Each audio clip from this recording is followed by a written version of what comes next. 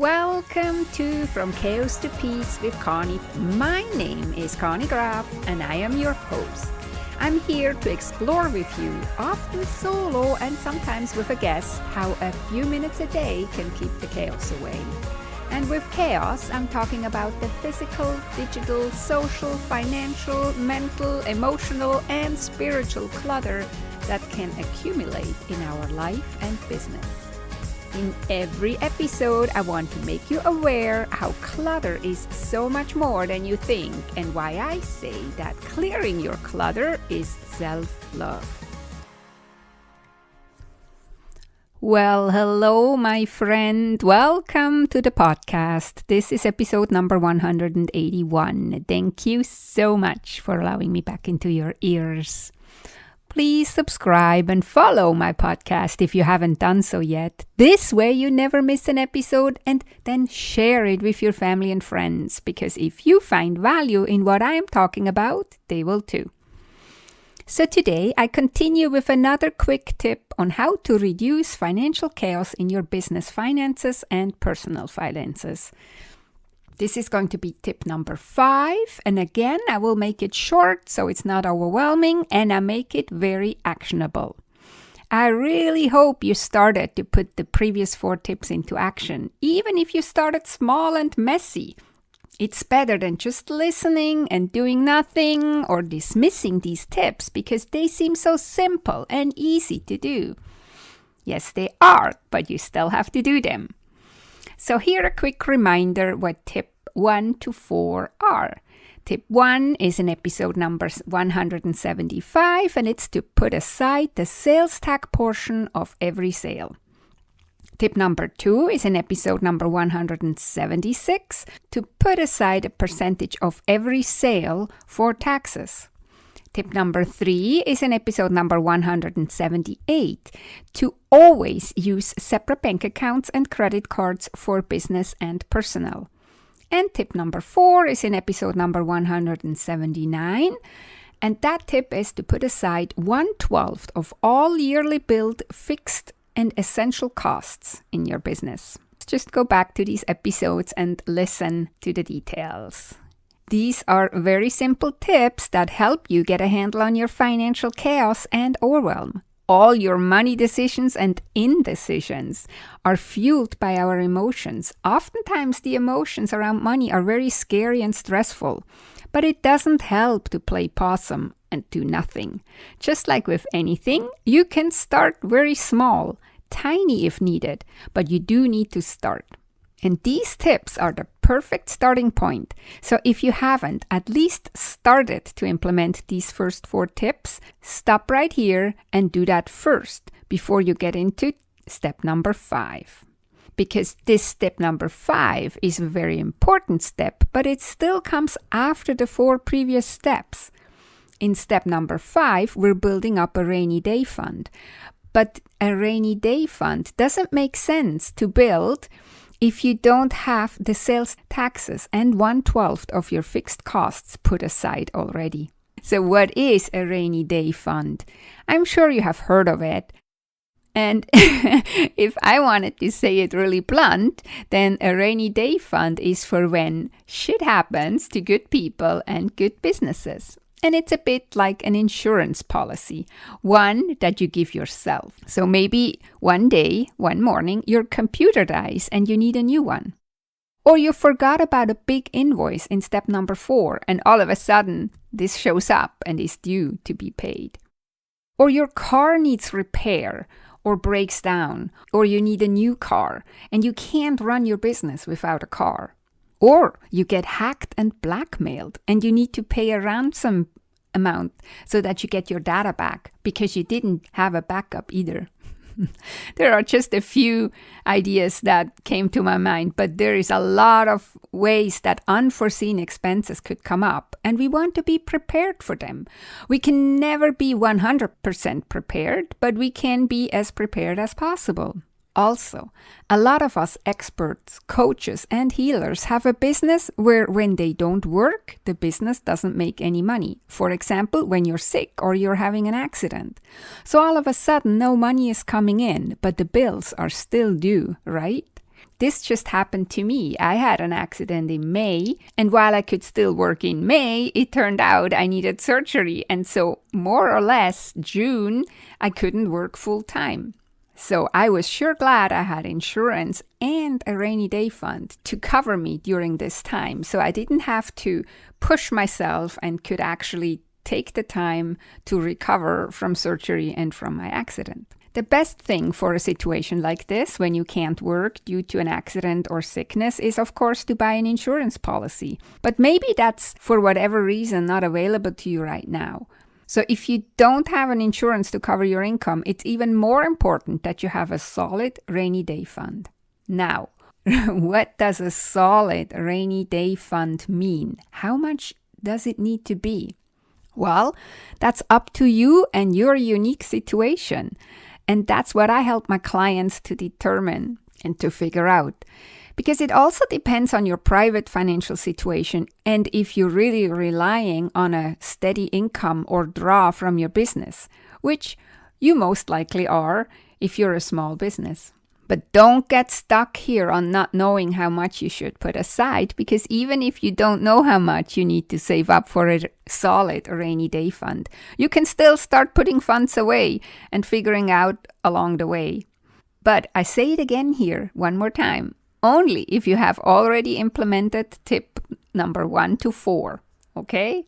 So what I suggest is you start building up a rainy day fund in stages. We start with an amount that covers 1 month of our business's fixed expenses, including our salary if needed. And once we have that 1 month cushion saved up, we can start working towards a 2-month and then a 3-month cushion. How many months you want to have covered, you ask me? I don't know. That's up to you. But don't get hung up. Start with saving and creating this rainy day fund. In my opinion, any rainy day fund amount is better than no rainy day fund. And a 3-month cushion, for example, is pretty good and gives you some breathing room if something unexpected should happen. It also puts you way ahead of most people and businesses that most likely don't have any rainy day fund. So this covers how much to put aside. But let's talk about how to actually do it.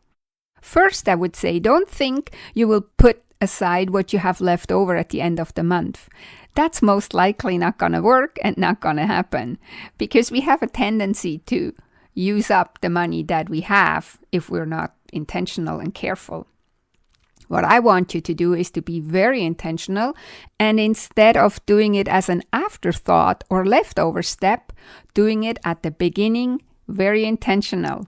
So maybe you just put 1% or 5% or 10% of every sale in your rainy day fund. The percentage depends on how much revenue that you are making right now and how much expenses you have to cover with that revenue. Don't feel bad if it's just 1% right now. Again, anything is better than nothing, especially in the beginning when you're starting off. Now, what if you don't make enough revenue to put aside even 1% for a rainy day fund? Well, then, my friend, you will have to take a good, honest look at your revenue and your expenses. You either need to increase your revenue, which may take a while, or the other way is to reduce your monthly expenses, right? Especially all the expenses that are not ultimately necessary to run your business, but are more nice to have expenses. Or maybe you signed up for them out of FOMO, but you don't really use it.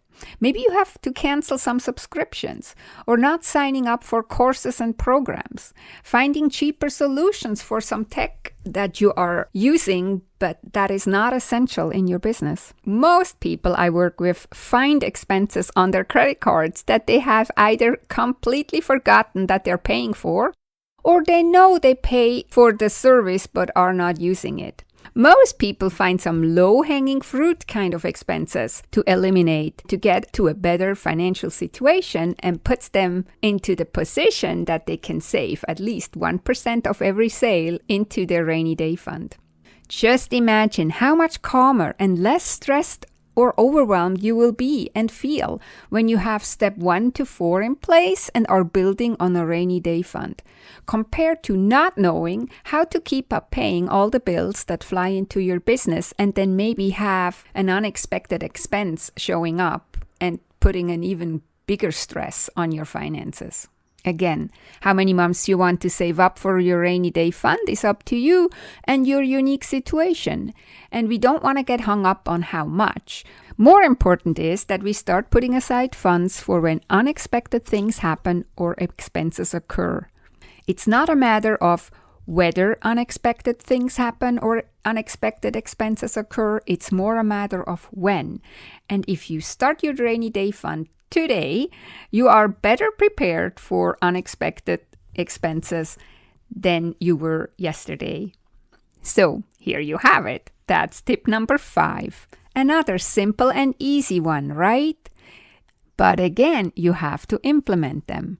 As I said in every episode before, these tips are not groundbreaking or mind-blowing. What is mind-blowing to me is that most people are not doing it.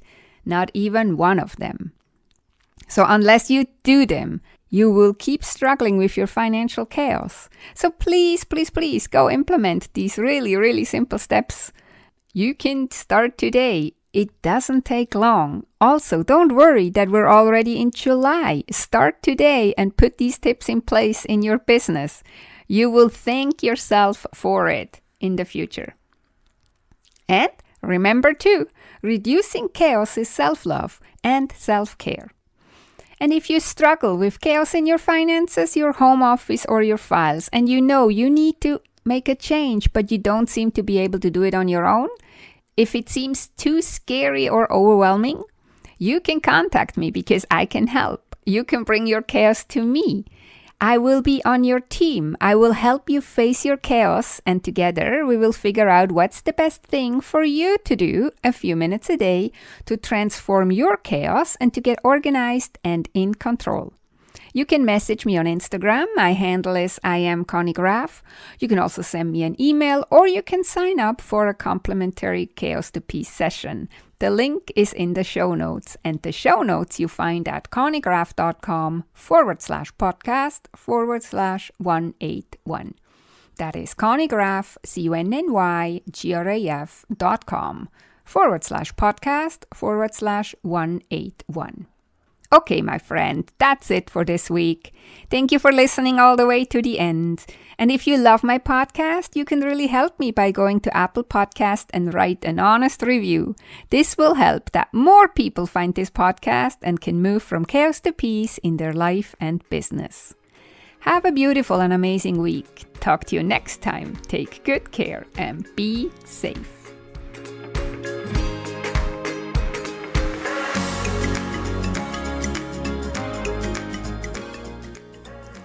If you enjoyed this podcast episode and you want to go on a journey from chaos to peace in your home, office, and finances with me as your guide, opportunities to work with me one-on-one are available. Go to connygraf.com, ConnyGraf.com, to schedule your own personal Clutter to Clarity chat. And we will see if working together is a great fit. That is connygraf.com, ConnyGraf.com.